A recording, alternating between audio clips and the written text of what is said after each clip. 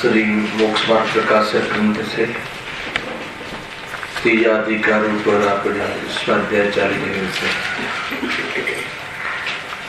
સંસારમાં જીવો ઘણા દુઃખી છે। સંસારમાં જીવને ઘણું દુઃખ છે। હવે એ જે પણ દુઃખ છે એ દુઃખોનું જે વિસ્તારપણે જે વર્ણન અહીં કરવામાં આવ્યું છે,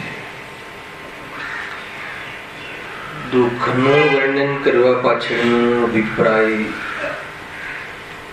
દુઃખ દૂર કરવાની પ્રેરણાર્થે છે, એ યાદ રાખવું। એમાં પર્યાય અપેક્ષાએ જે જીવ દુઃખી છે અથવા જે પર્યાયને પ્રાપ્ત છે એ પર્યાયોમાં જે દુઃખ થવાની અવસ્થાઓનું વર્ણન કરીને અહીં દુઃખનું વર્ણન કર્યું છે। એક વાત સૈદ્ધાંતિક વાત યાદ રાખવી કે કોઈ બહારની શરીરની અવસ્થાના કારણે જીવ દુઃખી છે એમ નહીં, અજ્ઞાનના કારણે જીવ દુઃખી છે। પેજ નંબર 68 ઉપર આપણે તિર્યંચ અવસ્થાના દુઃખોનું વર્ણનની ચર્ચા ચાલે છે। ત્યાં એટલી વાત કહી કે તિર્યંચ ગતિમાં તો ઘણા જીવો લબ્ધ અપર્યાપ્તક છે, એની કાલે વિસ્તારથી ચર્ચા કરી હતી। એવા જીવોની પાછળ લાંછન છે કે એક શ્વાસમાં 18 વાર જન્મે મરે છે, એવી એની દશા છે। અને એ સમૂર્છન જીવો છે। અને એના પછી કહ્યું કે કેટલાક ગર્ભજ જીવો પણ હોય છે, પરંતુ ભલે એમાં જ્ઞાનાદિ પ્રગટ છે પણ તીવ્ર વિષયોની ઈચ્છાના કારણે સદા વ્યાકુળ રહે છે। કેમ વ્યાકુળ રહે છે કે ઈચ્છા તો આસાનો અવાજ આવે છે, સદા વ્યાકુળ રહે છે કેમ કે ઈચ્છા તો તીવ્ર હોય છે।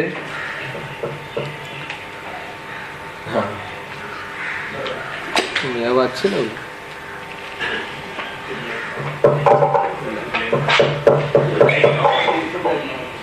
થોડો અવાજ બધા સ્લાઇટ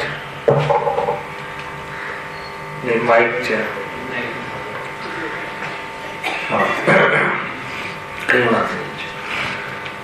શું કહે છે કે વિષયોની ઈચ્છા તો તીવ્ર હોય છે, તીવ્ર ઈચ્છા હોય છે તો દુઃખનું શું કારણ છે? તો આગળ આપ્યું કે ઈષ્ટ વિષયોની પ્રાપ્તિ તો હોતી જ નથી, એટલે જે ઈચ્છિત વિષયો છે એની પ્રાપ્તિ એને નથી। માઇક નો જ અવાજ છે, ટ્યુબલાઇટ નથી। હા,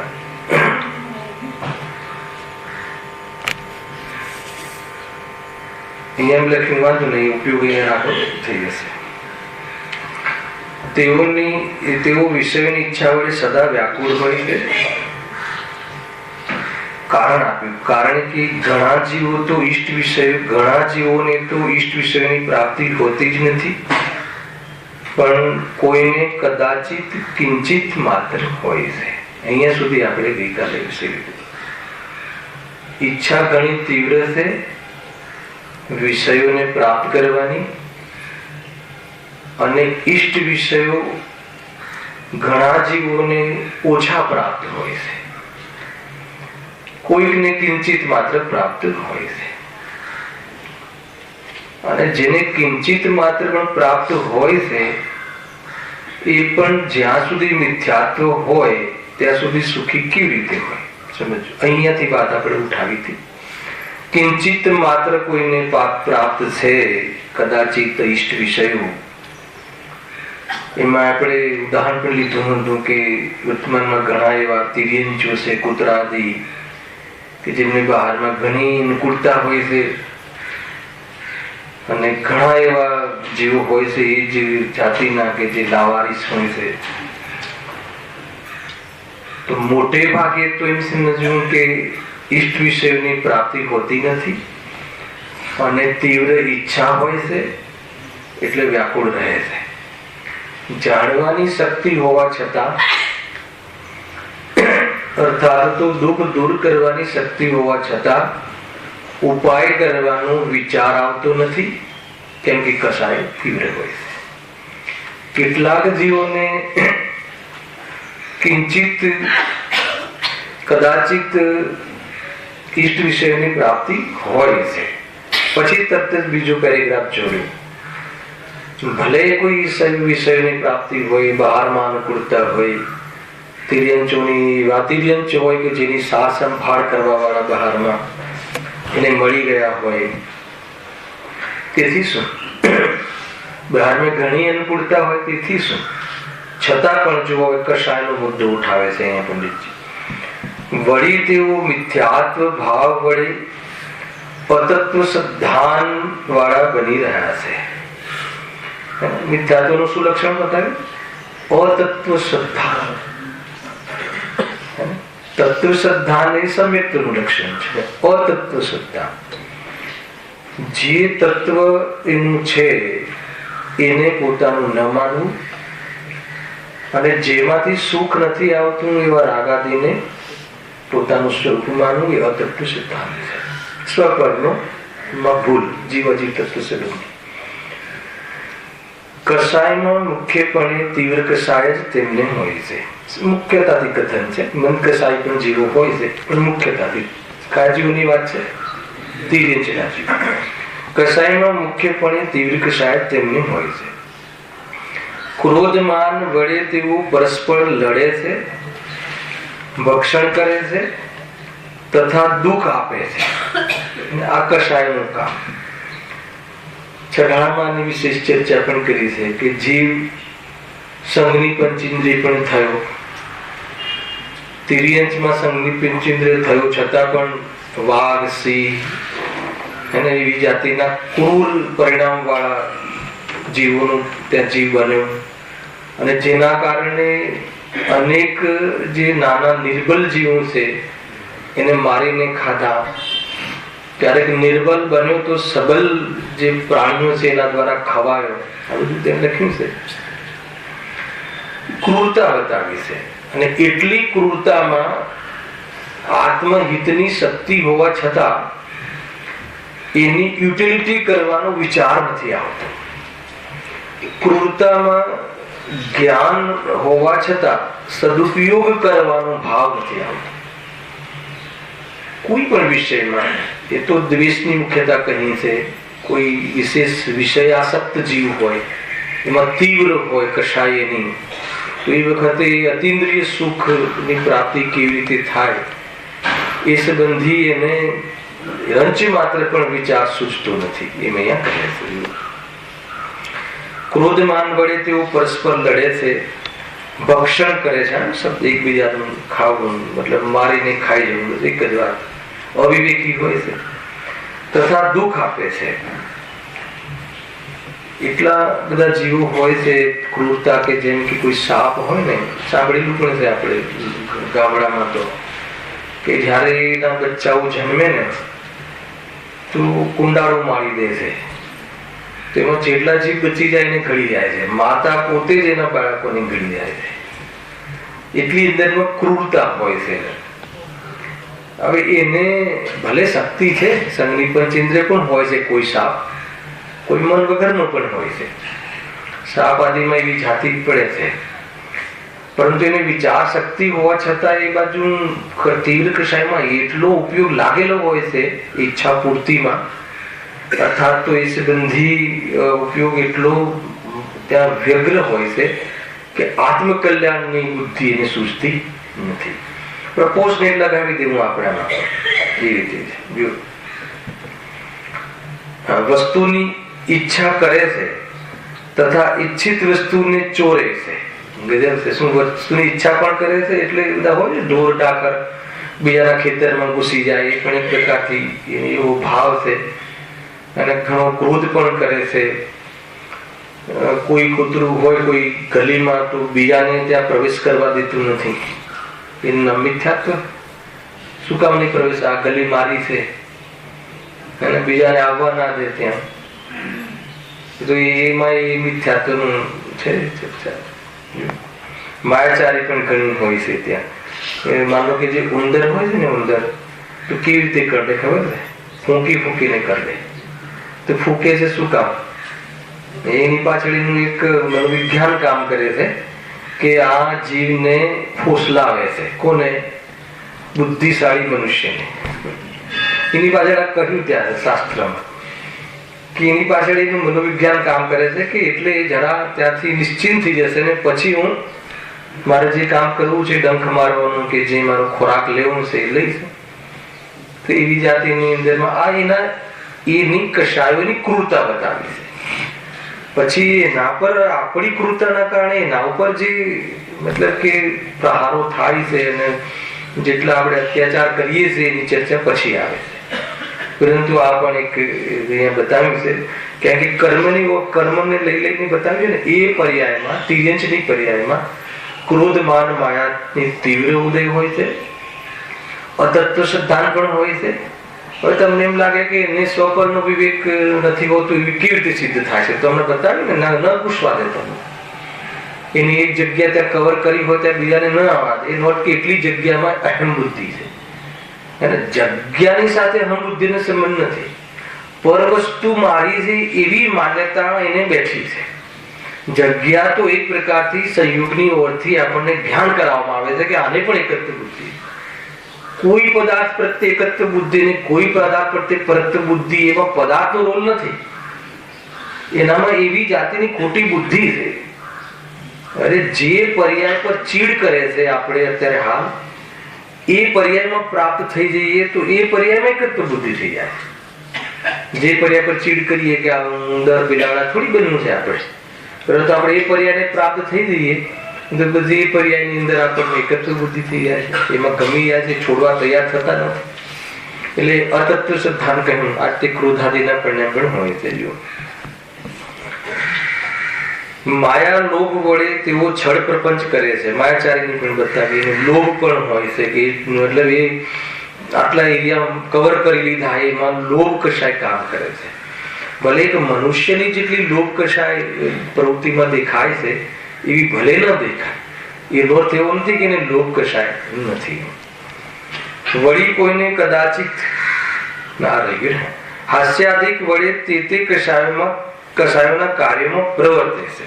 એના હાસ્ય આદિ પ્રવૃત્તિ તો જલ્દી જોવા મળતી નથી. હસ તો થાય છે. હાસ્યમાં હસ લીધું છે, હસ શોક લીધું છે, નવનું કશાય. તો ઘણી વાર એ પ્રાણીઓને હસ પણ થાય છે. એ રીતે પણ પ્રવર્તે છે. જે એનો માલિક હોય એની ફિલિંગ આવે છે. આપણને પકડી નથી શકતા, પણ એને માલિકના ઘરે કોઈ પ્રસંગ હોય તો પ્રાણીઓ ઘેલમાં આવી જાય છે કે નહીં, તો હર્ષને પ્રાપ્ત થાય છે. તો એ કશાય છે. રતિ તો જોવા મળે છે ગાય આદિમાં. જોયું એના વાછરડા પ્રત્યે કેવું રતિ ભાવ હોય છે. નિસ્વાર્થ ભાવે એને વાત્સલ્ય ભાવનું ઉદાહરણ ક્યાં આપવામાં આવે છે? ગાયનું આપવામાં આવે છે. એમાં કયું ભક્તાવર સ્ત્રોતમાં એક કડી છે, પેલી ખ્યાલ હશે તમને, મરગી મગેન્દ્રમ વાળી જે કડી છે. એમાં એમ કહ્યું કે ગાયને પોતાના વાછરડા પ્રત્યે એટલું વાત્સલ્ય હોય છે કે એના માટે વાઘથી પણ ભીડે છે. અગર કોઈ એને પોતાને ખ્યાલ છે કે વાઘની સામે મારે કશું નથી ચાલવાનું, પરંતુ અગર જો કોઈ વાઘ એના વાછરડાને ખેંચી જાય તો એના માટે ભીડી જાય છે કે નહીં છોડાવવા માટે. એટલી અંદરમાં એના પ્રત્યે રતિ ભાવ એના પ્રત્યે હોય છે. તો આવી જાતિની કશાયોમાં એ પણ જોવા મળે છે. આંખોમાં આંસુ પણ જોવા મળે છે. ગાય ભેંસ આદિ આપણે પ્રત્યક્ષમાં જોઈએ છીએ ઘણી વખત. કૂતરા સવારે રડતા જોવા મળે છે. આપણે એવું મારી લીધું છે કે યમ દેખાય છે, એવું કશું નથી હોતું. એને કદાચ કોઈ વખતે બન્યું હશે, આંગણે કૂતરું રડ્યું ને કોઈ જતો રહ્યો, તો એને મતલબ કે પ્રત્યક્ષમાં જમ દેખાય છે. સંગીત પંચેન્દ્રિય જીવ છે, જેવું આપણી સાથે થાય દેખાય આપણને એવું એને દેખાય. કોઈ એને વિશેષ કોઈ પેલી જે સૂંઘવાની સેન્સ વિશેષ હોય છે એ વાત જુદી છે. જ્ઞાનની વાત જુદી છે, પણ એને લઈને કોઈ સુખી થઈ જાય છે એમ નથી. મેન તો એને પણ કશાયો ઘણી હોય છે. એક જયારે ગાડી જોઈને ભસે છે કોઈ કૂતરું, એની પાછળ તમે આપણે હવે એના પાછળ શું મનોવિજ્ઞાન કામ કરતો હશે, શું? અને કોઈ વખત કોઈ એવા વ્યક્તિને જોઈને ભસવા લાગે છે તો એને એની કશાય પેદા થઈ છે, એને દ્વેષ પેદા થયો છે, તો દ્વેષ એને બરદાસ્ત નથી કરતો, તો એ રીતે પ્રગટ કરે છે. ખ્યાલ? અને આપણી ભય સંજ્ઞા ત્યાં ચાલુ થઈ જાય છે, એટલે આપણે પણ ભાગીએ છીએ.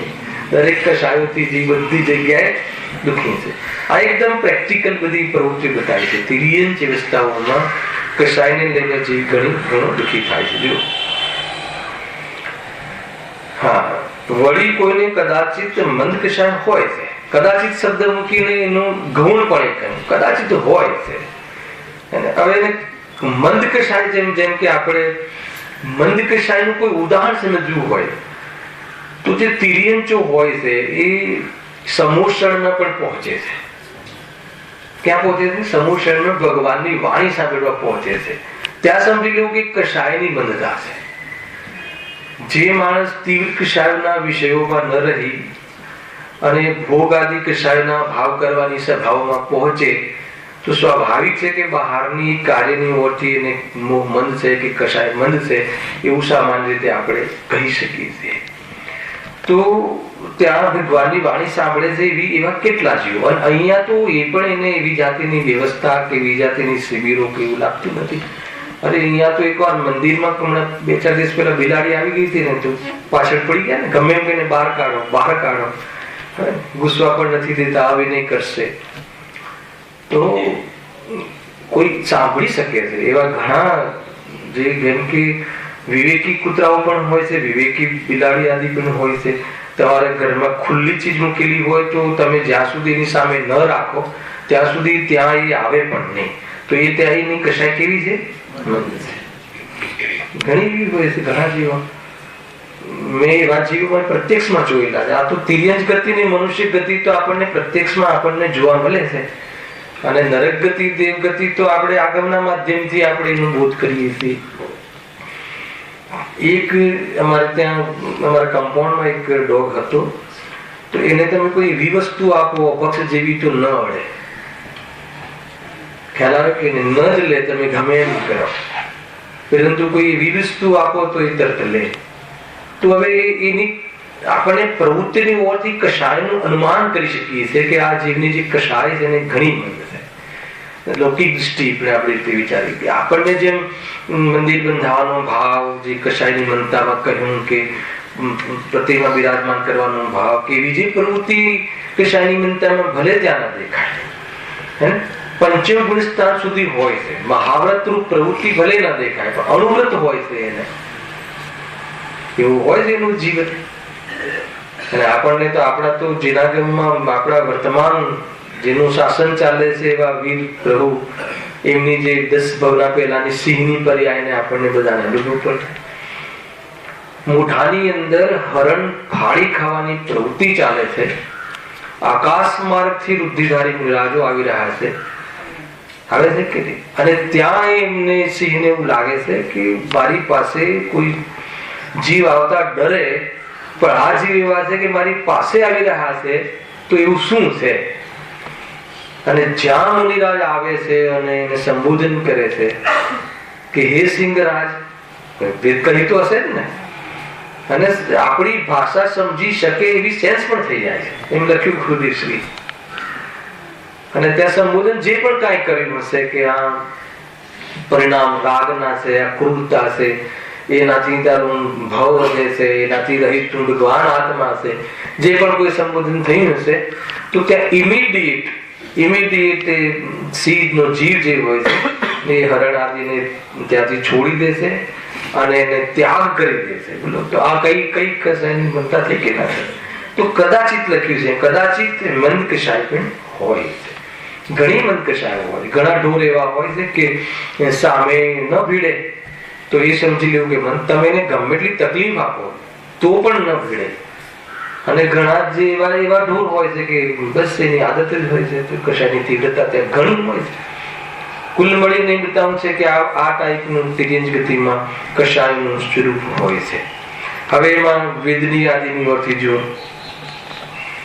વેદની એમાં અઘાતી કર્મની ચર્ચા, મુખ્યપણે તેમને અસાતા વેદનીનો ઉદય હોય છે, અસાતા વેદનીનો ઉદય હોય છે. હવે જેથી તેમને રોગ, પીડા, ક્ષુધા, તૃષા, છેદન, વેદન, બહુ ભાર વહન, ટાઢ, તાપ અને અંગભંગાદી અવસ્થાઓ થાય છે. આ બધી અવસ્થાઓ આપણને પ્રત્યક્ષ રોગ એટલે કેવો રોગ, અને બર્ડ ફ્લુ આવેલું કે નહીં, કેવી પરિસ્થિતિ થઈ ગઈ હતી આપણે તો હમણાંની વાત છે, 2-4-5 વર્ષની વાત છે. અને બ્લડ ફ્લુ કે એ મરઘી કોઈ સેવન કરે તો ફ્લુ થઈ જાય તો એવો રોગ જેને થઈ ગયો હોય તો લાખો મરઘીઓનો વધ થયો કે ના થયો? વિચાર તો કરો. ઘણી વાર આપણે આગળ ગાડી જતી હોય છે પાંજરાવાળી, તો આપણને ખ્યાલ નથી, પણ એ કપાવા જઈ રહ્યું છે એને ખ્યાલ નથી, આપણને ખ્યાલ છે. એને તો એ પણ ખ્યાલ નથી કે હવે મારો વધ થશે અને થોડાક સમય પછી હું મારી સાથે ઘટના ઘટશે. કેવી જાતે વિચાર તો કરો. બહુ ગુરુદેવે લખ્યું છે, હમણાં વાંચીએ છીએ, સુંદર બહુ વૈરાગ્ય ભાવ અને અંદરથી કરુણાથી ગુરુદેવે એની ચર્ચા છઠાળામાં વિશેષ કરી છે. એ અંશો થોડા આપણે આજે વાંચીશું, પણ આ પણ સમજવા જેવું થાય છે કે નહીં. કેટલી ક્ષુધા હોય છે, એનું પેટ ક્યારે ભરાય એવી જાતિની બહારમાં વ્યવસ્થા જ નથી. ઘરે ઘરે રખડે, ત્યારે ક્યારેક કોઈ અડધી રોટલી આપે, કોઈ ન આપે, કોઈ મારે. આ અવસ્થાઓ જે અવસ્થાઓ થાય છે ને, દુઃખ શાના કારણે છે? અજ્ઞાનના કારણે. હું દેહ છું એમ માને છે. છેદન ભેદન કેટલા પ્રયોગો થાય છે. જે પણ કોઈ પ્રયોગો થાય છે બધા એના ઉપર જ થાય છે. અને આપણે કઈ પણ જે બી લખ્યું ગુરુદેવે કે એને ખતરા કરે છે બધા જીવતા વાંદરા ઉપર ખતરા કરે છે. અને ત્યાં વાંદરાઓ ક્યાં બહુ હોય છે? તારંગાજીઓ જઈએ અમે ગયા ને, યાદ આવી ગયું. હું તો અમે ઉપર ત્યાં ઉપર જે વંદના કરતા હતા થોડીક ચર્ચા કરવા બેઠા, એટલે સિદ્ધ ક્ષેત્ર છે તો થોડીક ચર્ચા કરવા બેઠા તો કેટલાય વાંદરા આવીને બેસી ગયા. પેલા તો બધા ડરે, અરે થોડીક બેઠા છે ને કશાયની બનતા છે નહીં, એ તો કઈ ખાવા એવું જરૂરી નથી. એમ આવી સંઘની પણ ચિંદ્રજી બધું ભાવ ભાષણ થાય છે. આપણા હાવ ભાવ, અરે જેટલી કોઈ ચીજ આપણે નથી પરખી શકતા એનાથી વધારે એ પરખી પણ લે છે. એ સહેજ હોય છે કે નથી? ખેર અહીંયા તો આપણે દુઃખની વાત ચાલી રહી છે ને, કે જેથી તેમને રોગ, પીડા, કેટલી પીડા, સડી જાય, કોણ સાર સંભાળ લે? આપણો દીકરો રોડ પર જાય તો આપણે 4-5 જણ આજુબાજુ રહેતા હોઈએ છીએ. નાનું છોકરું તમે લઈને આવો, કેટલા લોકો ધ્યાન રાખે? હવે આની કોણ સાર સંભાળ રાખે? એક મતલબ નાનું બચ્ચું ત્યાંથી ત્યાં જતું હોય તો કોઈ ગાડી આવી જાય તો એ એટલું મતલબ ઝડપી જવા દે છે કે એને તો કોઈ કામ હોય છે રાગના, તો આને તુચ્છ લાગે છે તો કાંઈ નહીં, એનું જે થયું હોય એ થાય. તો એવી જાતિની પીડા, છેદન, વેદન, કોઈના ભોજન સેવનનું નિમિત્ત બને છે, સેવનમાં ઉપયોગ લે છે કોઈ ભોજન આદિમાં. બીજું એને એક મનોરંજનનો પણ વિષય બનાવીએ છીએ આપણે, બરાબર? કૂતરાને નચાવીએ, બંદરને નચાવીએ, પ્રાણી સંગ્રહાલયમાં લાવીને લોકોના મનોરંજનનો વિષય બને છે. વિચાર તો કરો એને. એમાં એકવાર એ કેરેક્ટરનો ભારેને વિચાર કરજો. એ બધું કરતા પહેલા આપણે ચલો તમે લઈ જઈએ દીકરાને, તો પેલા બાંધેલા સિંહ બતાવીએ અને દીકરાને કીધું હવે ખુશ થા. ઘણી બધી વાતો છે કે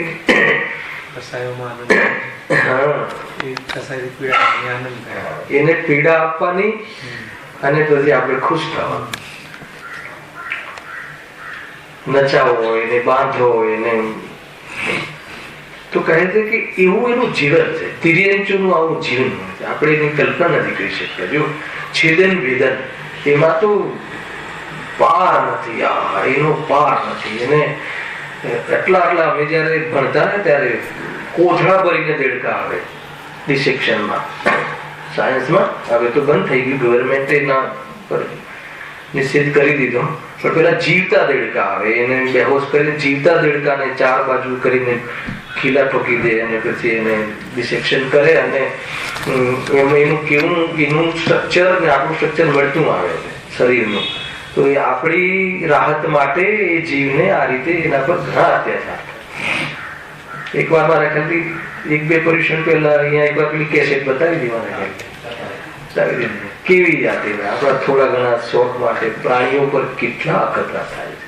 મુझे भी कुछ कहना है, એની હેડિંગ હતું એ કેસેટનું, મુझे भी कुछ कहना. કે જીવ થોડીક પોતાની અનુકૂળતા અથવા થોડીક એના માટે કેવી જાતિની પરિસ્થિતિ કરે. જો બુદ્ધિનું થોડું વાંચી મજા આવશે, મતલબ કે કરુણા અંદરથી છલકશે.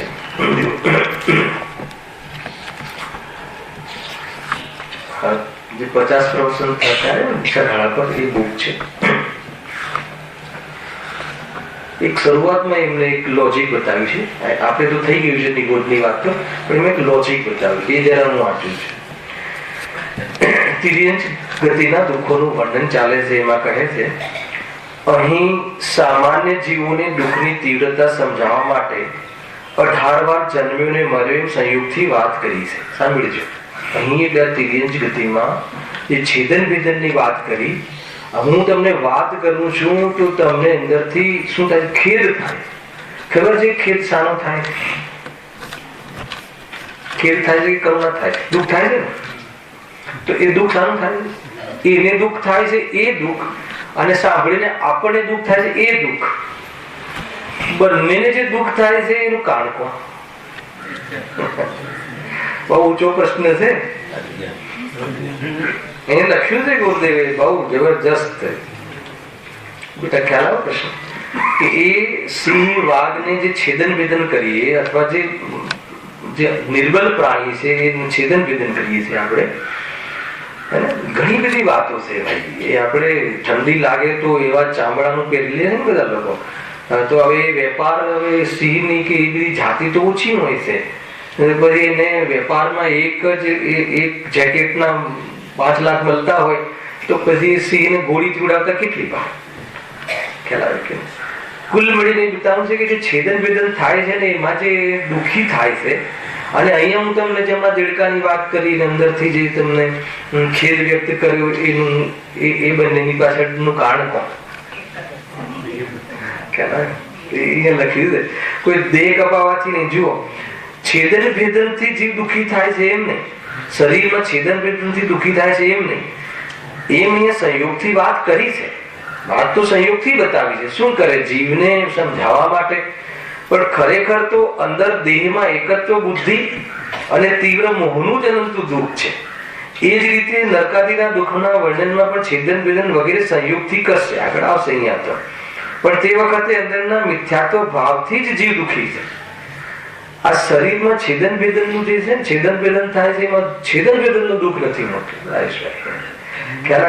મારું માન્યું છે ને એટલે દુઃખ થાય છે. જો તમને એક પ્રયોગથી આપણે આ સમજીએ, બહુ સુંદર વાત છે. કે માની લો કે આપણને અહીંયા કંઈક કપાય છે, કોઈ આગળ આમ કરે છે કે કાંઈ પણ જે થાય છે, કે કોઈ દબાવી દે છે કે જે પણ કંઈ થાય, તો એ અવસ્થામાં આપણને પેન થાય છે. તેની ભાષા બોલું છું, પેન થાય અથવા દુખે છે. તો એ દુખે છે અને દુઃખ થાય છે જે એ શાનું થાય છે? ખ્યાલ આવે કોઈ? આ તો જળ છે, એને તો દુઃખ થતું જ નથી. અને એમાં કપાય છે, દુઃખ મને થાય છે. એટલે આપણને જે શરીર મળ્યું છે ને એ તો પેલા આપણું માન્યું છે. અને બીજું, મને આ જે પ્રતિકૂળતા છે ને, સાંભળજો, આ જે પોઝિશન થાય છે ને, આ પોઝિશન, એ પોઝિશન મને નથી જોઈતી. એ પ્રતિકૂળ પરિસ્થિતિ પર મને જે દ્વેષ થાય છે ને, અણગમો થયો ને, એ અણગમાનું અંદરમાં દુઃખનું વેદન થાય છે. આનું નથી થતું. તમને ખ્યાલ છે જયારે માન લો કે તમને મરણ પ્રસંગની ચર્ચા કરો કે જયારે આત્માના પ્રદેશો શરીરના પ્રદેશો છોડે તો તમને શું લાગે છે કે શરીરના પ્રદેશો છોડે તો કઈ છૂટું પડી જતું હશે એટલે દુઃખ થાય? તો શાનું દુઃખ થતું હશે બધા? મતલબ કે આ શરીરમાં મારે રહેવું છે, પણ હવે જે બહારના જે સિમ્પટમ્સ છે ને, શ્વાસ ચડી ગયો, પેન થવા લાગ્યું, અંદરમાં એવું બહુ બળતરા થવા લાગી, તો આપણને એવું લાગે છે કે હવે હું જઈશ અને મારે આ જવું નથી. તો જવું નથી અને જવાની સિચ્યુએશન દેખાય છે એનું દુઃખ થાય છે. આત્માના પ્રદેશો જે બહાર નીકળવાની એનું દુઃખ થાય છે. બાકી આ શરીરમાંથી કોઈ આત્મા જતો રહે તો છૂટા પડી જાય, તો છૂટા પડી જવાની કોઈ પેન કે એવું દુઃખ નથી મળતું. દુઃખ તો મોહનું હોય. આત્માના પ્રદેશો નીકળી જશે. અને ઘણી વખત આપણને અણસાર આવે છે એમ કહે છે ને, પછી બધાને બોલાવી લે કે દીકરા દીકરીને બોલાવી લો અને બધા મળી લો, તો આપણે એમ સમજી છે કે આને જોઈ લીધું છે કે ક્યાં જવાના છે ને એવું છે સમુદ્ઘાત. હાલ મારે ખોલી નથી વાત, પણ એવો અણસાર એ તો ઇમેજિંગ છે. ઇમેજ કરે છે કે પેલું દુખે છે, છાતીમાં દુખે છે, એટલે હવે એને એવું મહેસૂસ થાય છે કે મારે જવાનો વારો આવ્યો અને જવું નથી, અને એ એટલે મને અણગમો થયો આ પોઝિશન પ્રત્યે, તો એનું મને નિરંતર શું થાય છે? દુઃખનું વિરન થાય. આપણે એવું કઈ નથી કે કોઈ આ શરીર કપાઈ જાય તો જે વચ્ચે પણ લીધું હતું કે જે બળતરા થાય છે, જે એમાં જે ગરમી નીકળે છે, જે બળતરા જે થાય છે જલદ, તો એ બધી પર્યાયો તો વાની છે, પણ એ મને આ પરિસ્થિતિ નથી જોઈતી. મને એ જોઈએ છે નથી આ પ્રતિકૂળ પરિસ્થિતિ છે, એનું અંદરમાં દુઃખ થયા રાખે છે. કપાવાથી કોઈ દિવસ દુઃખ થતું નથી. આ વાત તમે જરા ચિંતનમાં લઈ જાઓ. આપણને એવું લાગે છે કે નહીં આમ કોઈ મારે ને અહીંયા માર પડે તો મારનું દુઃખ નહીં, આ મારે છે એવી પોઝિશન મને નથી જોઈતી, આ મારી ઈચ્છાને અનુકૂળ સિચ્યુએશન નથી, એનું દુઃખ થાય છે.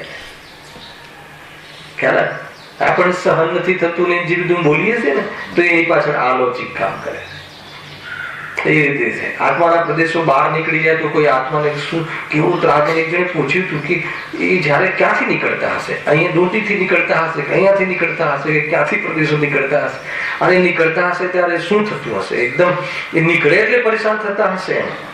તો કે ના, એનાથી કોઈ શરીર છૂટવાથી કોઈ જીવ દુઃખી ક્યારે નથી થતો, પણ શરીર છૂટવાની જે પોઝિશન એને નથી જોઈતી. મારે તો અહીંયા રહેવું જ છે શરીરમાં, અને એ શરીર છૂટવાના લૌકિક જે લક્ષણ એને માન્યા છે હે એ લક્ષણ એને જયારે એ શરીરમાં દેખાય છે એટલે એને અંદરમાં નિરંતર ભય, અનસિક્યોરિટી પેદા થાય છે. હવે હું જઈશ, ચલો બધાને બોલાવી લો, આમ છે તેમ છે, એટલે આપણે પછી શું કહીએ કે જો એમને ખબર પડી ગઈ હતી. અરે ઘણી વખત 4 વાર બોલાવે પણ કાંઈ નથી થતું. કોઈને એક વાર થઈ ગયું તો આપણે ગોઠવી દઈએ છીએ. તમારા દાદીને કાંઈ પણ થાય ને એટલે બધાને, અત્યારે તો સ્વર્ગવાસ થઈ ગયો, પરંતુ કેટલી વાર બન્યું હશે એવું, થોડુંક એમને શ્વાસ ચડી જાય કે કંઈ થાય એટલે બધાને બોલાવી લે, અને એટલે આપણને એમ થાય કે નહીં એમને અણસાર આવી ગયું છે. પણ એવું 4-5 વાર બન્યું, કાંઈ ના થયું. ત્યારે મેં કીધું હતું કે એ તો એમને આ ભય થાય છે, કેમ કે બહારમાં એવું એને જે લૌકિક નોલેજ લીધેલું છે કે જયારે આ છાતીમાં દુખે, ખાલી મસલ સ્પેન હોય તો આપણે હવે ભયને પ્રાપ્ત થઈ ગઈ છે. આ ખરેખર આ એક મનોવિજ્ઞાનની ઓરથી હું વાત કરું છું, અને શાસ્ત્રમાં એનું જબરજસ્ત પ્રમાણ છે. એ કોઈ શરીર જવાથી કોઈને આજ સુધી દુઃખી લખ્યું છે. અહીં સામાન્ય જીવોને દુઃખની તીવ્રતા સમજાવવા માટે 18 વાર જન્મ્યો ને મર્યો સંયોગથી વાત કરી છે. ખરેખર જન્મ મરણનું કોઈ દુઃખ થોડી હોય, ખરેખર તો અંદર દેહમાં એકત્ર બુદ્ધિ અને તીવ્ર મોહનું જ અનંત દુઃખ છે. આ શરીર જે મને અહીંયા રહેવું ગમે છે, શરીર બરાબર નિરોગી રહે મને ગમે છે, અને એમથી હું સુખી થઉં છું હું માનું છું, એટલે હવે એમાં કોઈ રોગ બોગ થાય તો હું શું થાય છે? અને કર્મ એવા કર્યા હોય છે કે એવી જાતિની અવસ્થાઓ જોરદાર થાય છે હે ને. એવા રોગ પંચમકાળમાં તો દેખાય છે કે આપણે સાંભળ્યા જ ના હોય. શું થયું? બધા રિસર્ચ થઈ ગઈ, શું થયું? એડવાન્સ થઈ ગયું ને વિજ્ઞાન, એક રોગ પકડે. આ કહે છે કે એક જ રોગ છે, એક રોગ શું એક જ રોગ છે. તારે દુઃખ મટાડવું હોય તો આ મિથ્યાત્વનો રોગ, આને તું માને છે ને એ બસ એ તું છોડી દે, ને તું દુઃખી થઈ ગઈ છે. ખ્યાલ એ રીતે જો જીવ પોતાને ભૂલી પરમાં મોહ્યો છે. શરીર સરખું હોય ત્યાં જાણે કે હું સુખી, શરીરમાં પ્રતિકૂળતા થાય ત્યાં જાણે કે હું દુઃખી. લખ્યું છે અહીંયા, વાંચી લેજો. મારે સીધું આજના પ્રસંગ પર આવવું છે. આપણે આ બધી ચર્ચા પહેલા થઈ ચૂકી છે. જો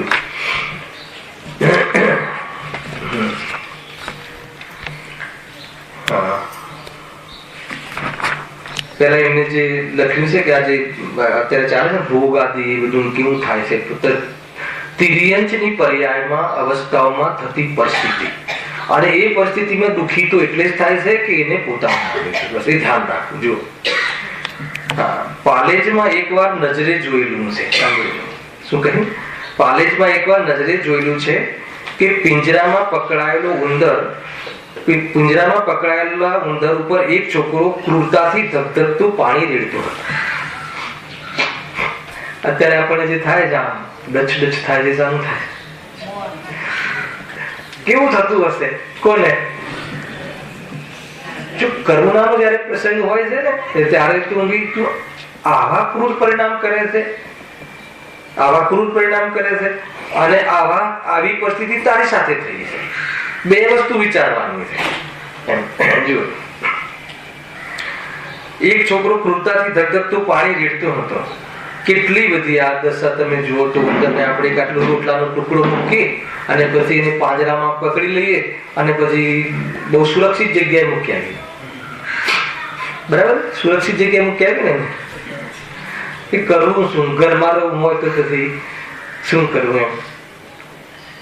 અરે આપણે આપણા ફાયદા માટે આપણને અંધારું પડે છે તો ઝાડ કપાવી નાખો, એનું જે થવું એ થાય છે કે એમ આપણને રોગ થઈ જશે એના કરતા જેટલી મરઘીઓ છે ને ઇન્ડિયામાં બધી ખતમ કરી નાખો.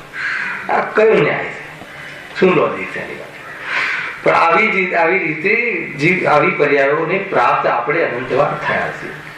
અને આપણે પેલું પોપટ લઈ આવીએ અને પછી પાંજરામાં ફર્સ્ટ ક્લાસ સોનાના પાંજરામાં, જેવું તેવું નહીં, સોનાના પાંજરામાં પ્રેસ્ટિજિયસ છે ને જો પૂરે, અને પછી શું કે અમે કેટલું સરસ રાખીએ છીએ, એનું તો ભાગ્ય છે. એને જઈને પૂછો ને બંધનમાં ગમે આકાશમાં વિહરવા વાળું, ગગનમાં વિહરવા વાળા પ્રાણીને બંધનમાં કઈ દેખાય?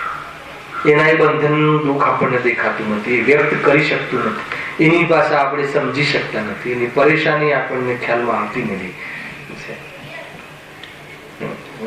આ તો બધું એટલું ડિટેલિંગ છે ને, એ ઘણો લાંબો વિષય છે, પણ થોડીક ચર્ચા આપણે કરી લીધી. ધગધગતા પાણીથી બફાઈ જાય ને તરફડે, પણ પિંજરે પુરાયેલો તે ઉંદર બિચારો ક્યાં જાય? આમ દોડે, ક્યાં જાય? આ પરિસ્થિતિ થાય છે તિર્યંચની દશા. તો જો કોની પાસે પોકાર કરે? ગુરુદેવ તો બોલતા હશે ને, અરે રે બિચારો ક્યાં જાય? અને પાછા એમને તો દ્રષ્ટિ તો પ્રધાન છે હે ને, જબરજસ્ત. એક ટંકોર કિરણ જ્ઞાયક સ્વભાવ વાળો, ત્રણ લોકનો નાથ સંદર્ભમાં બેઠો છે, અનંત ગુણોનો સાગર બેઠો છે. પોતે ભૂલી ગયો છે કે હું મારું આ સ્વરૂપ છે, અને એ બહારના એ થોડા લાંબા ટૂંકા શરીરને પોતાનું માને છે. અને એ શરીર સાથે એક છોકરો ત્યાં પાલેજમાં ગરમ ઊનું પાણી એના પર રેડે છે અને ખુશ થાય છે. અરે રે એમ તમને ખ્યાલ આવે એમની જે અંદરની કરુણા અને દ્રષ્ટિથી જોવાની પ્રેરણા અને આખું જે એની શૈલી સમજમાં આવે છે. દ્રવ્ય સુખના જે ધણી ગુરુદેવશ્રી સામે બેસેલો જે પાત્ર હોય તો પામી જાય. ખ્યાલ આવે કે નહીં? પોતાના ઉપાદાનથી પામી જાય એવું નિમિત્ત તો છે. પોતાની ધગસ, ગરજ અને પુરુષાર્થ જોઈએ એવી ચર્ચા છે. જો જોરદાર. હું આ રીતે ઘણી વાર અમને તો ડાયરેક્ટ લાભ મળ્યો નથી ને, એટલે હું ઇમેજિંગ કરીએ ગુરુદેવ બેઠા હોય અને આ કદાચ આ વાક્ય કેવી રીતે બોલતા હશે, હું મારા સ્વાધ્યાયમાં બેઠા આ રીતે ઇમેજિંગ કરું, એટલે મને અહીંયા બોલવાનો ભાવ આવી જાય. શું કહેતા હશે? કેટલી કરુણાથી એ આ છોકરો આમ કરે છે એમ નહીં, એ પણ દુઃખી છે, એને ખબર નથી, ઉન્મત્ત છે, અજ્ઞાનથી પાગલપન છે, કોઈને દુઃખ પહોંચાડીને સુખ મને મળે એવી ખોટી ધારણા લઈને બેઠો છે. અરે એ પણ ત્રણ લોકનો નાથ છે. અરે એ તો ભૂલે જ નહીં, એને એ પણ ચૈતન્ય દેવ છે. જરી કામ પર્યાયની ભૂલ, જરી કામ ભૂલ થઈ છે તો એ ભૂલમાં ભૂલમાં અનંત ભવ કરે છે, અનંત ભવ કરે છે. આવે છે કે નહીં આખી વાત ની સમજ? અને આ કોઈ એમને ઉદાહરણ નથી લીધું કે જોયું છે અમે પાલેજમાં એક છોકરો હતો, પાંજરામાં ઉંદરડો ફસાયેલો હતો, ગરમ ગરમ પાણી ઉપર રેડે, બિચારો ક્યાં જાય, કોને કહે કે આ છોકરાને સમજાવો, કોને કહે, કઈ રીતે કહે? અને આ દેહ પર એકત્વ બુદ્ધિ, હું બળી ગયો, શરીર બળતા હું બળી ગયો, એ તો અજ્ઞાનને છે. એટલે નિરંતર અનંતું દુઃખ. અરે ભાઈ, આત્મકલ્યાણ માટે આટલું પર્યાપ્ત છે. કેવલ જ્ઞાનની પર્યાય શુદ્ધાત્મામાં નથી. તમે હવે એવા પ્રમેય સંભળાવો તો અમને આત્મકલ્યાણ થાય કે મૂર્ખ? વિરક્ત થવાનું છે ને સ્વરૂપની સંભાળ કરવાની છે. કઈ મોટી વાત છે. એટલે એટલા માટે કહું છું કે બહુ વિદ્વતાની જરૂર નથી આત્મકલ્યાણ કરવા માટે. આજે જ આવ્યો હોય જી, અરે તો આજે આટલી જ વાત થઈ કે દેહના ગુરુદેવનો એક સિદ્ધાંત આપણે દેહના કારણે દુઃખી છે, તો સંયોગથી ઘણી તીવ્રતા સમજાવવા માટે કરે શું?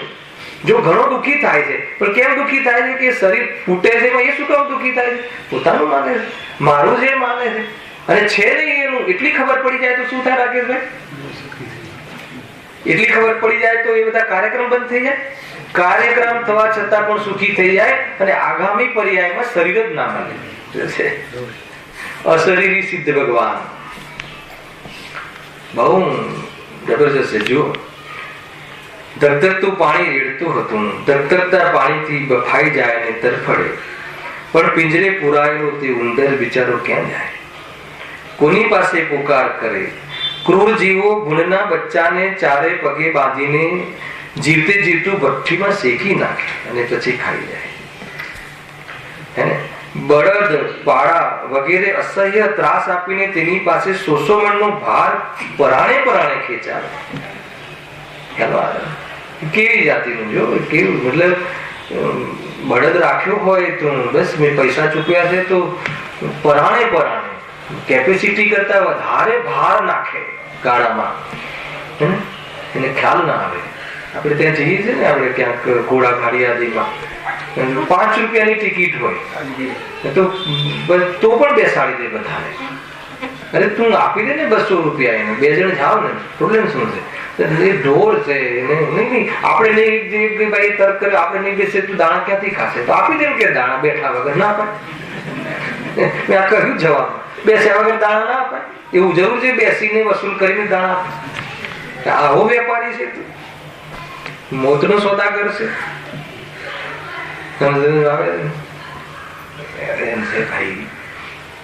ગાયકની વાત સાંભળવી ગમે છે તો આ વાત પણ તને નજર અંદાજ નહીં કરતો. મારે કેમ કેવું પડે છે ખબર છે? કેમ કે આપણે અધ્યાત્મ પ્રેમી છીએ, આત્મ પ્રેમી નથી. શું કર્યું? આત્માના પ્રેમીને તો કહ્યું ગુરુદેવ પ્રવચન સારાદીમાં, પર્યાયની વાત સાંભળવી ગમતી નથી ને, આ બધી સંયોગની અને આચરણની વાત સાંભળવી ગમતી નથી ને, તો તને આત્મા નથી ગમતો. જેને આત્મા ગમે ને આચરણની વાત કેટલી ગમે. આત્મા ગમે, અરે આમાં આત્મા છે, આમાં ચેતન દેવ છે, એને એ ભૂલથી અહીંયા ભરાઈ ગયો છે, અને એ ભૂલથી રખડે છે, ફરતો દુઃખ સહન કરીને આવ્યો છે. ગજબ છે. ક્રૂર જીવોને આગળ બળદ, પાડા વગેરે અસહ્ય ત્રાસ આપીને તેની પાસે 100 મણનો ભાર પરાણે ખેંચાવે. કેવું હોય છે? એના ઘોડાના પગ નીચે લોખંડની પ્લેટ, હા, અને નાકમાં ઓલી ભરાવે દોરી, પેલા બળદની આદિ. વિચાર તો કરો એને. હાથી આદિ જે પેલા અંકુશ મારે ઉપરથી, બરોબર જબરજસ્ત આપણી સરપેલી જુલુસ નીકળી હોય, આપણા માટે તો સ્પેશિયલ ચપ્પલની વ્યવસ્થા કરી હોય જુલુસમાં, અને હાથી તમને એમ લાગે ને નહીં કઈ થતું હોય, એ જે સિચ્યુએશન આપણી સાથે થાય એની સાથે થાય કે ન થાય. ઘણી વખત આપણે કોઈ પેડ કરવું જોઈએ નહીં. અને એરાવત હાથી આવે છે ને, ત્યાંથી એરાવત હાથી 51 હાથી ફેરવીને શું થશે? ગજરાત છે નહીં આ રીતે. જો વાસ્તવમાં તમે એકવાર અભ્યાસ કરો, જે એરાવત હાથી આવે છે ને, એ તો દેવ ગતિથી દેવ ઇન્દ્રનું રૂપ ધારણ કરીને આવે છે.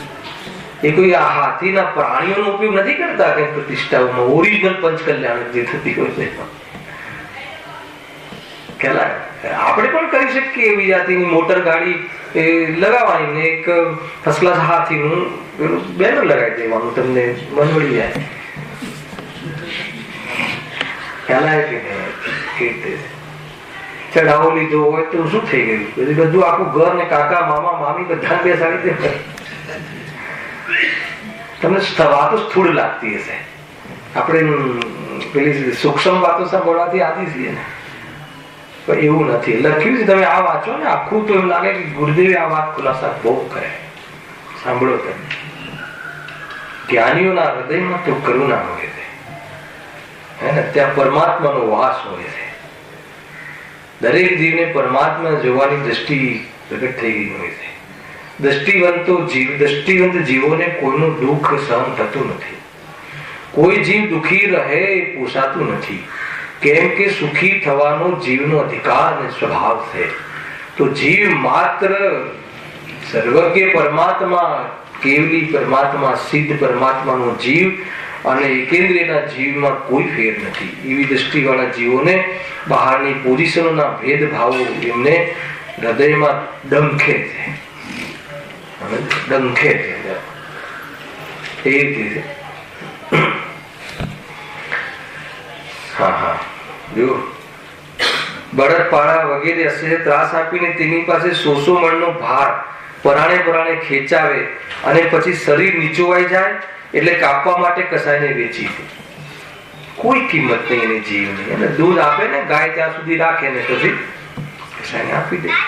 આવી ક્રૂરતા અજ્ઞાન ભાવે અનંતવાર જીવે કરી. આવી ક્રૂરતા કરી જીવે ને પોતે પશુ થઈને આવા દુઃખો અનંતવાર ભોગવ્યા. બે કન્સેપ્ટ શું કહ્યું? કે આવી ક્રૂરતા અજ્ઞાન ભાવે અનંતવાર આપણે કરી અને પોતે પશુ થઈને આવા દુઃખો અનંતવાર ભોગવ્યા. તો હવે નેક્સ્ટ શું છે?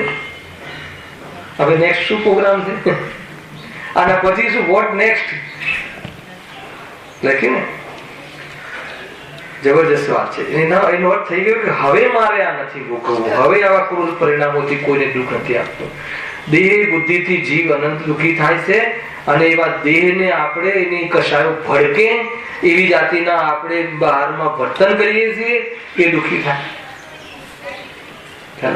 એની કશાયને ભડકાવાનો શું મતલબ છે? એક તો એ જીવ શરીરને લઈને તો દુઃખી છે, અને પછી તમે એવી કોમેન્ટ્સ કરો કોઈને, મતલબ કે કોઈ નબળું શરીર હોય એ હોય ને શરીરને લઈને દુઃખી તો હોય, અને વળી પાછા આપણે જઈને એની કશાયને ભડકાવીએ. આવું છે? આવું દેખાય છે? અરે તું તો સરસ છે, ભગવાન આત્મા છે, આ બહારનું શરીર તો કોઈ તારું રૂપ જ નથી. એવી વાતો ન બોલી શકીએ? આ જીભથી એવી સરસ્વતી ન કરી શકે? કહેવું તો આટલું જ કહેવું.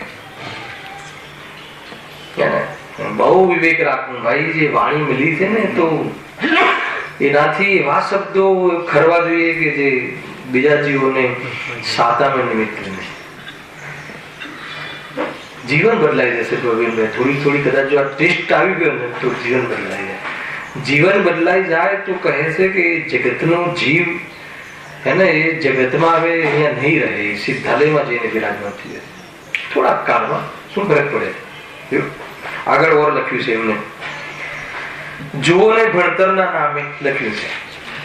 એ વખતે બી લખ્યું ગુરુદેવે, વાંદરા વગેરે પ્રાણીઓને બિચારાને રીબ આપે. આપણને આ પ્રત્યક્ષમાં દેખ્યું નથી ને કે આ આપણે જે યુઝ કરીએ છીએ, આ જે બ્રિટિશ બધા પદાર્થો, તો એ બધાને જે ટેસ્ટિંગ કરવામાં આવે છે તો આ જીવો પર ટેસ્ટિંગ કરવામાં. આપણને છાંટવાથી આંખ બળશે કે નહીં, તો પેલાને ડાયરેક્ટ આંખમાં છાંટીને પ્રયોગ કરવામાં આવે. નાના સસલા એવા જીવો, નાના જીવો કહે ઝીણા જીવો કે જે આપણો પ્રતિકાર કરવા માટે સમર્થ નથી, હે ને? વાઘની આંખો નાખીને ટેસ્ટ કરે તો સમજમાં આવે. આ તો જે તુચ્છ જીવો છે જે એને ખરેખર એને પણ ક્યાં છોડે છે શિકારી? બધું જ કોન્ટેક્ટ છે. આ તો ભણતરના નામે વાંદરા વગેરે પ્રાણીઓને બિચારાને રીબાવે, જીવતો રાખી માથામાં ડગડી પાડીને દવા વગેરેના અખતરા કરે. મરી જાય છે કે નહીં એ તો જીવતે જ ટ્રાય કરવો પડશે. આ જીવ આપ યુઝ કરવાથી, દવા આપવાથી આ મરી જાય છે કે નહીં એ તો જીવતે જ કરવો પડશે ને. તો જીવતે ને બ્રેઇન ની કોઈ દવા બનાવી તો બ્રેઇન ને આપણે આપીને થાય છે કે નહીં, તો એને ડાયરેક્ટ ત્યાં ખાડો પાડી દે ડ્રીલ થી, અને ડાયરેક્ટ પછી એની ઇફેક્ટ કરે ને પછી ગોળી આપણા માટે બજારમાં પેશ થાય. શું જરૂર છે ખ્યાલ આવે? જીવતા દેડકાના આજો લખ્યું છે, 4 પગમાં ખીલા ઠોકીને તેનું પેટ છીરે. અરે રે ભણતરના નામે કેટલી ક્રૂરતા! એ તો બધા અનાર્ય ભણતર છે. આર્ય માણસોમાં આવી ક્રૂરતા ન હોય. અહીં કહે છે કે છેદન વેદન ને ભૂખ તરસના આવા દુઃખો અનંતવારથી સહન કર્યા. જો આગળ બી લખ્યું છે, કૂતરાના અવતારમાં ઘરે ઘરે ભટકે તો એ પેટ ન ભરાય. આગળ લખ્યું ને ભૂખ બહુ હોય તિર્યન છે. ખબર નહીં આ ખાવાના વિષયો દેવગતિના દેવને છોડીને બધી જ જગ્યાએ છે. આગળ સંસ્કાર ખ્યાલ આવે કે ખાવા પીવાની વાત બહુ હોય છે. કૂતરા વગેરે તિર્યંચો ભૂખ ખૂબ હોય છે, પણ બિચારાને પેટ પૂરતું ખાવાનું મળતું નથી. ઘરે ઘરે રખડે, કેટલાય તિરસ્કાર પામે. એટલે કિંચિત માત્ર વાળા કૂતરાઓને છોડી દો, જે થોડા ભાગ્ય વાળા હોય છે ને. કાલે ભાગ્યની બરાબર આપણે ડેફિનેશન કરી હતી. કેટલી લાકડી ખાય ત્યારે માંડ રોટલાનું એકાદ બટકું મળે. કેટલો તિરસ્કાર! ખ્યાલ આવે તમને? હત કરીને રોટલી આપે. હત પુણ્ય કહે ગુરુદેવે. રોટલી મળે પુણ્ય, પણ કેવું હત પુણ્ય. રોટલી મળે ને પછી હાકી કાઢે, ભાગ અહીંયાથી. અરે બાર જતું રહે માટે રોટલી આપીએ છીએ, પેટ માટે થોડી આપીએ. કેટલા કન્સેપ્ટ છે, કેટલા આપણા પરિણામો. એટલે આટલી તિરસ્કારથી એને હવે તમને લાગે એની પણ ફિલિંગ હોય છે, એની પણ સેન્સ હોય છે, એને પણ ખ્યાલ આવે છે, સંવેદનશીલ કરી શકે છે, પંચમ પુરુષતાને પ્રાપ્ત થઈ શકે છે, સ્વપરનું ભેદ જ્ઞાન કરી શકે છે. એવું નથી કે એનામાં સેન્સ નથી, પણ પૂર્વ કર્મના ઉદયથી આવી રીતની પરિસ્થિતિને પ્રાપ્ત થાય છે. કોઈનો તિરસ્કાર સહન ન થાય. તમને કોઈ તિરસ્કાર કરે, તમે ઇન્સલ્ટ કરે તો કેમ થાય? આગળ લખી જો, બહુ જોરદાર વાંચીએ, ઘણું બધું છે, ફાસ્ટ વાંચી. હવે દુષ્કાળ લે. દુષ્કાળમાં ઘાસ વગર ગાય વગેરે ઢોર ભૂખે ટળવળતા આંસુ સારતા ઉભા હોય. આપણને આપણા પ્રોટેક્ટ ફ્લેટમાં એકદમ બરાબર બેસી ગયા હોય છે, પણ બહારમાં પૂર આવે. કોઈ દિવસ વિચાર કર્યો છે કે દીકરો બહાર ગયો હોય ચર્ચગેટ તો બહુ ચિંતા થાય, એ પહોંચશે કે નહીં પહોંચે, ગાડીઓ બંધ થઈ ગઈ છે કેવી રીતે પહોંચશે, પણ ઢોર ઢાખરનું શું થશે, આ બધું તણાઈ જાય છે. તો કોઈ વિચાર કરે છે? અને સરકાર વિચાર કરે તો બી કેવો કરે છે બધાને ખબર છે. 1000 કરોડ પાસ થાય તો કેટલા વપરાય છે બધાને ખબર છે. એ આપણે વિષય નથી ખોલવો. કોઈ કરુણા હૃદયમાં ક્યાંથી હોય? લોભી જીવને, પૈસાના લોભી જીવને એવી જાતિના લાભ પૂરતા કરવામાં ક્યાંથી રસ હોય? જે સત્તાધીશ લોકો છે એ પૈસાના લોભી જીવો હોય, એ બહારના જીવોની સેવા અર્થે એ ધનને યુઝ કરે. તત્વ જ્ઞાન તો છે જ નહીં, આ જ્ઞાનનો વિવેક તો છે જ નહીં. હૃદયમાં કરુણા પંચમકાળના જીવોને ઘણી ઓછી હોય છે, અને એવા જીવોને આ જીવો પ્રત્યે કરુણા આવે એવું કેવી સંભાવશે? ક્યાં રડે ખડે ગુરુદેવના શિષ્યો કે જેને અથવા કોઈ તત્વનો અભ્યાસી પ્રેમી હોય, જૈન ધર્મમાં જે અહિંસા ધર્મને મહાન કહ્યો છે, ત્યાં એ હિંસાથી બચવાના પ્રયાસોની બધી પ્રેરણાઓ હોય છે. તો જીવોમાં થોડી કરુણા જોવા મળે છે. જો આગળ લખ્યું છે કે દુષ્કાળમાં ઘાસ વગર ગાય વગેરે ઢોર ભૂખે ટળવળતા આંસુ સારતા ઉભા હોય. તેનો માલિક ભરવાડ પણ એ ઢોરના ખભે માથું ઢાળીને ઉભો હોય, ને ભૂખ્યા ઢોરને દેખીને એની આંખમાંથી આંસુ હાલા જતા હોય. શું કરે? આ ઉપરાંત ઢોરને રોગાદી પણ થાય, કીડા પડે, ટાઢ તડકા સહન કરે. આટલી ઠંડી લાગે છે તો આપણને ઠંડી લાગે છે વિચારીએ છીએ, અને એનાથી હું દુઃખી છું એનું વેદન પણ કરીએ છીએ, પણ કોણ સંભાળે લે? કોણ સંભાળે લે? અને ક્યાંક એવા કોઈ ભદ્રજીવો હોય છે, સજ્જન હોય છે, અથવા કોઈ જૈન ફાર્મર હોય છે, ખેડૂત, કે ઢોર ઢાકર પર બહુ કરુણા, બહુ સારી રીતે એવા પણ જીવો જોયા છે. અમે જ્યાં દૂધ લેવા જઈએ છીએ સવારે, પોતાના વાસણમાં પોતાના માપિયાથી ડાયરેક્ટ જે દૂધ લેવા જઈએ છીએ ને, કે જે અંતર્મુહૂર્તમાં ગરમ કરવાથી દૂધ સેવન કરવાનું યોગ્ય છે, તો ત્યાં એ જીવ, એ વ્યક્તિ, તબેલા વાળો વ્યક્તિ એટલું સુંદર ઢોરને રાખે છે. એ મને એકવાર એનું ખાણ બતાવે, ક્વોલિટી ચીજ આપે, એના સાવર બાવર નવડાવે, ઢોર ડાકરને બહુ પ્રેમથી રાખે. પૂરા પેલા બચ્ચાને પૂરું દૂધ પીવા દે ને પછી દૂધ બહારમાં વેચે. એવા કોઈ પરિણામ વાળા જીવો પણ હોય છે, અને એવું કિંચિત જીવો ભાગ્ય લઈને પણ આવ્યા હોય છે. જનરલી જૈન લોકોને ખેતીનો વ્યવસાય નથી હોતો, પણ છતાં અમુક બાજુ છે, પણ આપણે પણ પેલા હતો. પણ જયારે એ અણુવ્રત ધારણ કરે, અણુવ્રત, ત્યારે મુખ્ય રૂપથી અપવાદ ભલે કોઈ હોય, પછી ખેડૂતનો એ ખેતીનો બિઝનેસ નથી કરતા જનરલી, કેમ કે એમાં બહુ પાપ હોય છે. કપાસમાં ડીડીટી છાંટે, કીડા. તમને આ દ્રાક્ષ છે, એકવાર તમે વિઝિટ કરજો, વિઝિટ કરવી જોઈએ. દ્રાક્ષના જે નાસિકમાં દેવલાલી જતા બગીચામાં ઉતરજો, અને એની જે પાકવાની, ભલે એ દ્રાક્ષ ભક્ષ છે, ખાઈ શકાય છે, પરંતુ એ જે પાકવાની જે પ્રોસેસ છે, અને એની અંદર જે જીવોની જે હાનિ થાય છે, આપણને એમ લાગે કે શું મતલબ છે. ઘણી બધી વાતો છે. આ દુઃખથી તું ભયભીત છો અને સુખને ચાહતો હો તો મુનિરાજની આ શિખામણ ગ્રહણ કરી અને સમ્યક દર્શન જ્ઞાન ચારિત્રનું સેવન કર. ઓર બી ઘણા 2-3 પેરેગ્રાફો છે, થોડું છે 2-4 મિનિટ જોઈ લઈએ આપણે.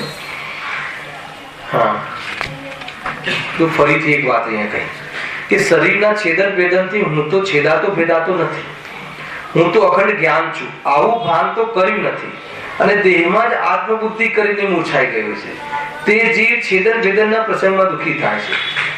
તે દુઃખ દેહનું નથી પણ મૂર્છાનું છે. કેટલી વાર ગુરુદેવ 4-5 વાર કહે છે આ વાતને. ખ્યાલ? તિર્યંચ અવતારમાં આનંદ દુઃખો જીવે ભોગવ્યા. સસલું, હરણ વગેરે નિર્બળ પ્રાણી બિચારા જંગલમાં ઘાસ ખાઈને જીવનારા, તેને વાઘ વગેરે ખાઈ જાય, ત્યાં કાંઈ કરી ન શકે ને દુઃખી તેને પ્રાણ છોડે. હાથી જેવાને સિંહ ફાડી ખાય, અને સિંહ જેવાને શિકારી મારી નાખે. કે આ પરંપરા ચાલુ ને ચાલુ રહે છે. તિર્યંચ ગતિ વાળા જીવને ક્યાંય જે પણ યુટિલિટી કરવાની છે એ ગતિ પર બધા જ પ્રયોગો થાય છે. તિર્યંચ ગતિના જીવો પર જેટલા પ્રયોગો. આપણું ભોજન તો એકેન્દ્રિય, હિંસક જીવનું ભોજન તો બધા જ માછલા આદિ, બધું જ જે પણ કોઈ છે એ તિર્યંચ ગતિનો આપણે સહારો લઈ લઈને જીવન વિતાવીએ બધા જ જીવ.